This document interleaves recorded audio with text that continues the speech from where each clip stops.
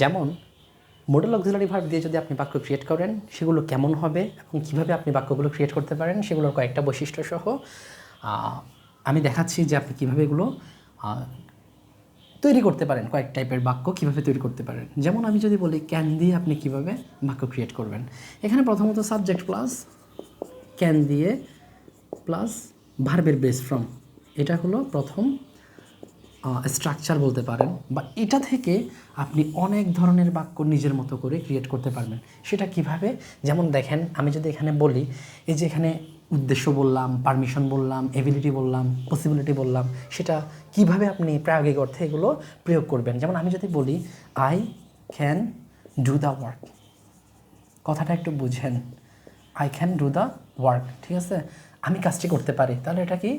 Ability, সামর্থ্য, ঠিক আছে, I can do the work. আমি যদি বলি আই ক্যান গো দেয়ার, আমি সেখানে যেতে পারি, তাহলে এটা একটা পসিবিলিটি হলো না, যে সেখানে যেতেও পারি নাও যেতে পারি, তাহলে উদ্দেশ্য, হ্যাঁ, বা পসিবিলিটি বা পারমিশন। আমি যদি বলি ক্যান আই গো দেয়ার, আমি কি সেখানে যেতে পারি, তাহলে এখানে প্রশ্নবোধক দিয়ে এটা কি? পারমিশন বা কোনো কিছুর অনুমতি চাওয়া, কোনো কিছুর কি চাওয়া? অনুমতি চাওয়া। তাহলে এই যে ক্যান দিয়ে আমি আমার মতো করে নিজের মতো করে বাক্যগুলো ক্রিয়েট করছি।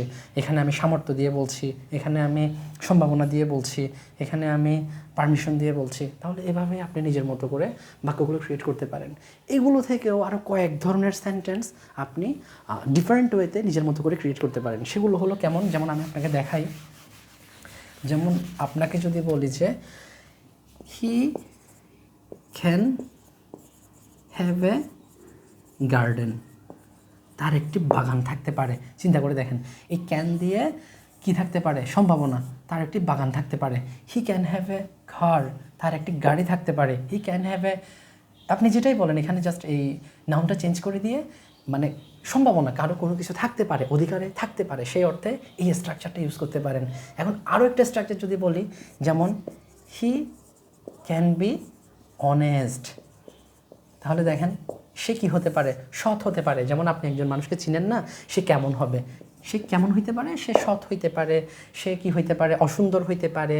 সে কেমন হইতে পারে? সে ইন্টেলিজেন্ট হইতে পারে। জাস্ট এই নাউনটা চেঞ্জ করে, যে ক্যান বি দিয়ে, ক্যান থেকে ক্যান বি দিয়ে কি হতে পারে? সম্ভাবনা, সে যেমন হতে পারে আপনার প্রয়োজন অনুযায়ী আপনি এখানে চেঞ্জ করে এই সেন্টেন্সের স্ট্রাকচারটা নিজের মতো করে ক্রিয়েট করতে পারেন। যেমন এই ক্যান বি দিয়ে আরেকটা সেন্টেন্স আপনি ক্রিয়েট করতে পারেন। যেমন আমি যদি বলি he can be in the market, he can be in the market, তাহলে চিন্তা করে দেখেন, এই যে এটা দিয়ে আরেকটা আপনি যদি বুঝতে পারেন সে কোথায় থাকতে পারে। এটা তো সম্ভাবনা ছিল যে আমি জানি না সে অনেস্ট হবে, সুন্দর হবে, অসুন্দর হবে। হি ক্যান বি দিয়ে জাস্ট এটা চেঞ্জ করে নিজের মতো করে একটা বাক্য ক্রিয়েট হলো।